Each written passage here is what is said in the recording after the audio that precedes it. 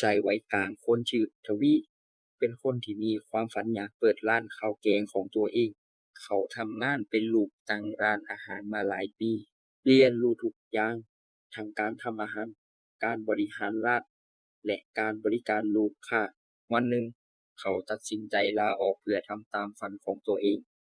แต่ทันทีที่บอกครอบครัวและเพื่อนๆคำตอบที่ได้คือจะไปไวเลยเปิดร้านอาหารไม่ง่ายนะมีแต่เจ๊งกับเจ๊งเสียงวิจารณ์ดังเขาหูทวีทุกวันจนเริ่มหวั่นไหวแต่เขาตั้งใจแน่วแน่ว่าจะลองทำให้ได้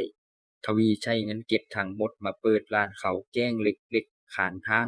ในวันแรกมีลูกค้าเพียงไม่กี่คนหลายคนเดินผ่านไปโดยไม่สนใจ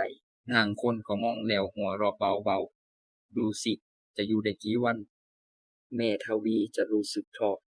แต่เขาเลือกที่จะโฟกัสกับสิ่งที่ทำต่อไปเขาพยายามปรับรสชาติอาหารให้ถูกปากลูกค้าและรักษาความสะอาดของร้านให้ดีที่สุดวันหนึ่งมีลูกค้ากลุ่มหนึ่งมากินข้าวที่ร้านและพูดเสียงดังว่ารสชาติแบบนี้ใครจะมากินซ้ำขายอยู่ตรงนี้ไม่นานก็เจ๊งทวีนะฟังแล้วรู้สึกเหมือนถูกบีบจิตใจแต่เขาก็แค่ยิ้มแล้วเดินไปขอบคุณลูกค้าที่มาทานอาหารของเขาคืนนั้นทวีกลับมาคิดหรือเราควรยอมแพ้แต่สุดท้ายเขาบอกตัวเองว่าไม่เราจะใช้คำวิจารณ์เป็นแรงผลักดัน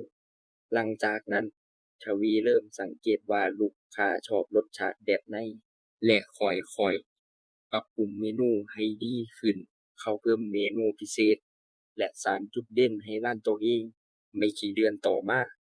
ร้านข้าวแกงของเขาเริ่มมีลูกค้าประจำมากขึ้นเรื่อยๆเสียงวิจารณ์ในตอนแรกค่อยๆเงียบหายไปกลายเป็นเสียงชื่นชมแทนวันหนึ่งนักรีวิวอาหารชื่อดังมาทานข้าวที่ร้านของทวีโดยไม่คาดคิดและเขียนรีวิวว่า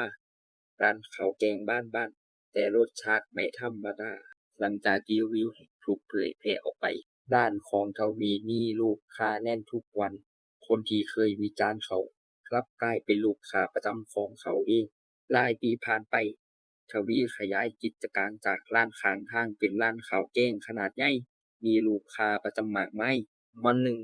มีเด็กหนุ่มมาหาเขาและบอกว่าพี่ทวีครับผมอยากเปิดร้านอาหารแต่ทุกคนบอกว่าผมทำไม่ได้ทวียิ้มและตอบกลับไปว่าอย่าให้คำวิจารณ์ของคนอื่นมาหยุดเส้นทางของเราถ้าคุณเชื่อว่าคุณทำได้จงลุยต่อไปคำวิจารณ์อาจทำให้เราหวั่นไหวแต่ไม่ควรเป็นเหตุผลให้เราหยุดใช้คำวิจารณ์เป็นแรงผลักดันปรับปรุงตัวเองให้ดีขึ้น